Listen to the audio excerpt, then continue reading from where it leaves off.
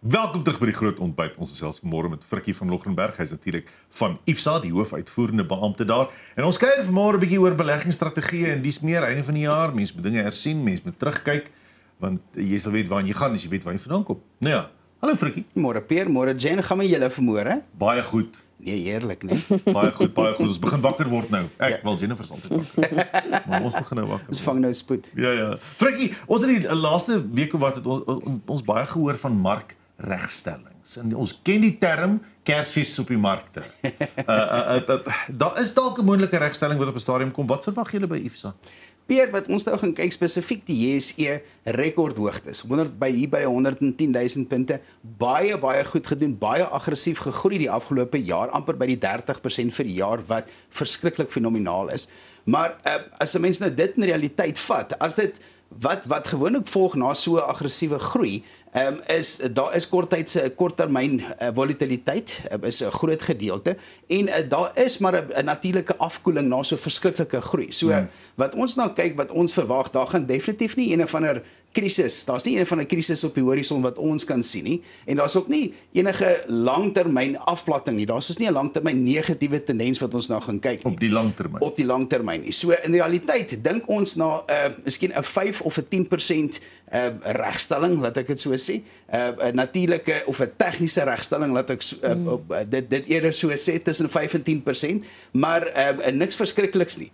Internasionaal kan mens nou al klaar sien dat die markte het relatief af begin plat. Daar verwag ons 'n groter tegniese regstelling, 'n afkoeling wat baie normaal is eintlik in hierdie tipe van bullmark wat ons osself nou vind. So ons moenie dink dat dit nou verskriklike syne of die klokkies lui nou dat daar nou iets verskriklik gaan gebeur, mense moet bekommerd raak nie, maar dit mag dalk tyd wees om so 'n bietjie room af te skep. Jy praat van die afskep en ons moet ons beleggingsstrategie hersien. Hoekom nou?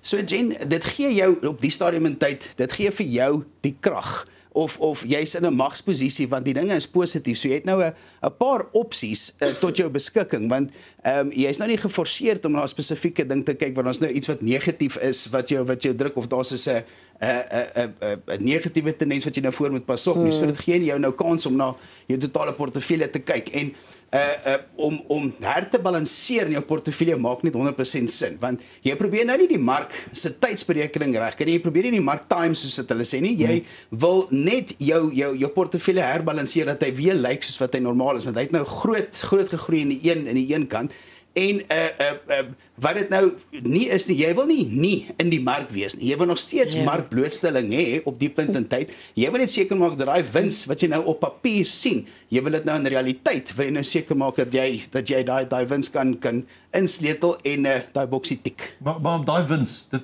beteken, hoe bedoel jy dan nou realiseer?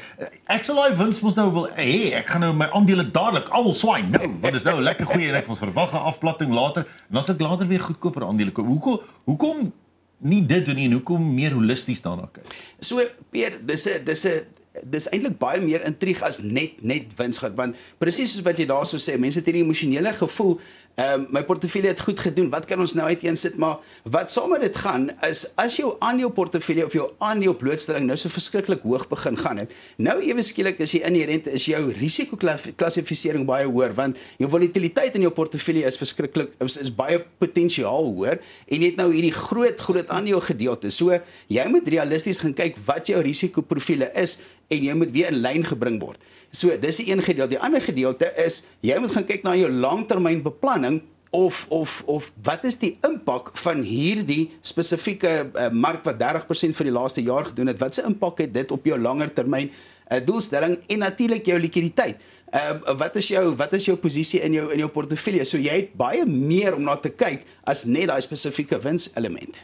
Frikkie, jy praat ook van ware wins en ware groei. Wat is dit? So ware wins vir my is as jy nou gaan kyk, jy kry ware noord en jy kry magnetiese noord. So hulle is relatief in die kol, maar as jy dit oor 'n tydjie vat, jy gaan by 'n ander plekkie uitkom.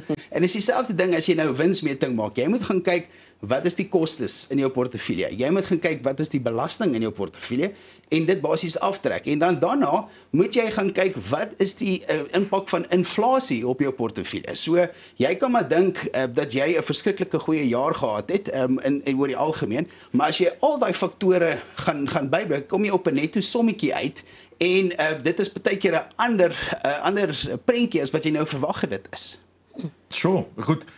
Netto effek, sê jy.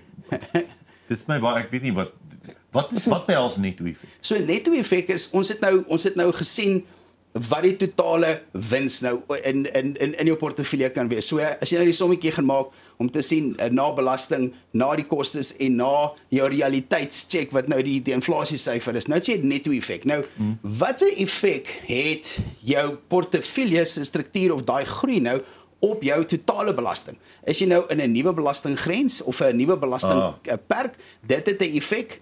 Hoe lyk jou boedel? Is jou boedelstruktuur nou nog 100% reg volgens wat jou beplanning is en jou wense basies uiteen is? Is jou risikotoleransie reg? Is jou kontantvloei reg? Want jy moet nou inkomste begin neem uit jou portefeulje uit of jy wil op 'n stadium, wat se effek het dit op? So in totaal as jy holisties gaan kyk na jou beleggingsbeplanning en jy gaan kyk in totaal na die netto effek, jy gemaak die sommetjies, dan het 'n mens 'n bietjie sekerheid.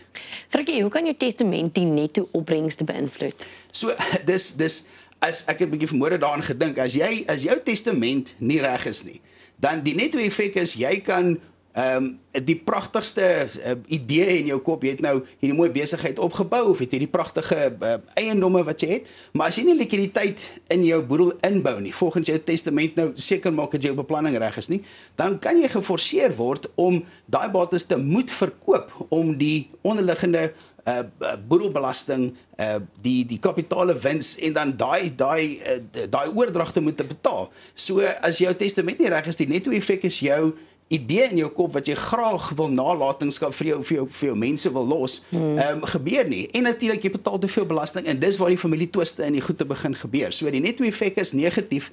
As jy nie positief vir jou familie is nie, dan is jy positief vir SARS en niemand wil dit doen nie. Dis nou wat ek wil hoor, SARS besigheid, veral as jou testament nie reg is nie. Wat's daai belastingimplikasie tasbaar? So as 'n mens nou gaan kyk, jy het twee tipes belastings as dit kom by afsterwe. En nommer 1 is jou boedelbelasting wat normaal is. So jy het nou 'n gedeelte wat jy nou boedelbelasting vry nou kan vererf en enige iets oor 3,5 miljoen rand is 20% wat jy nou moet betaal. Nou, 'n mens dink 3,5 miljoen rand is baie geld en dit is baie geld, maar as jy nou al jou dingetjies mooi bymekaar kom kry en die goed is nie reg gestruktureer nie, om 20% ewe skielik van dit weg te gee is verskriklik baie.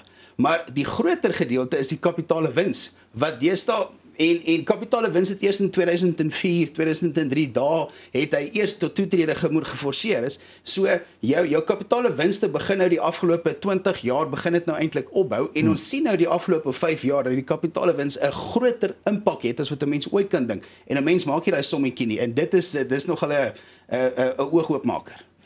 Hierdie hersieningsgesprekke, hoe lank vat dit en moet ek dit vir volgende jaar los? So, definitief nie, want jy wil met sekerheid en gemoedsrus wil jy op vakansie gaan of hierdie tyd moet jy basies toetree en jy wil seker maak die deure is gesluit by die huis en seker maak die vensters is toe en dit is presies dieselfde as dit kom by jou testament en by jou holistiese beplanning wat jy nou basies moet doen. So, dit vat letterlik as iemand met ons kontak maak, dis 'n oproep wat jou 2 minute gaan vat of 3 minute gaan vat. Dis 2 uur kuiers wat ons nou basies sal hê. Eers een om die inligting bymekaar te kry en die tweede een om die plan voor te lê. So dit sal jou letterlik 2 ure van jou lewe vat. Jy moet net reg wees om die besluit te neem om te sê hoor hierso ek is reg vir dit. So mense het nie nodig om te wag nie. Mense kan dit nou doen. Daar's nog baie tyd in die jaar voor Kersfees en ons wil seker maak dat daai budgets reg is dat ons weet hoeveel Kersgeskenke om te kan koop. Dis baie belangrik. As mense kontak maak met julle netwerk van onafhanklike adviseurs, wat moet hulle doen? Weer baie eenvoudig, SMS die woord kontak na 48422 en dan soos ek sê, dan staan ons reg om 'n kuiertjie te reël. So 3 minute geselsie en dan 'n uur kuier en dan weer 'n uur kuier. Presies. Melktert, quiche, whatever, maak nie saak. of lekker brandewijnkoek. Nee, ekskuus, Kersfeeskoek. Kersfeeskoek met 'n Kersfeesprentjie. Ja. Baie dankie Frikkie vir jou tyd vanmôre. Dankie Pierre, dankie Jen. Nou ja, daar is dit Frikkie van Loggenberg van IFSA. As jy enigstens met IFSA wil gesels, SMS gerus die woord kontak na 48422. Kontak 48422, SMS kos R1.50, P&V's geld. IFSA is 'n gemagtigde finansiële dienste verskaffer met die FSP nommer 4337.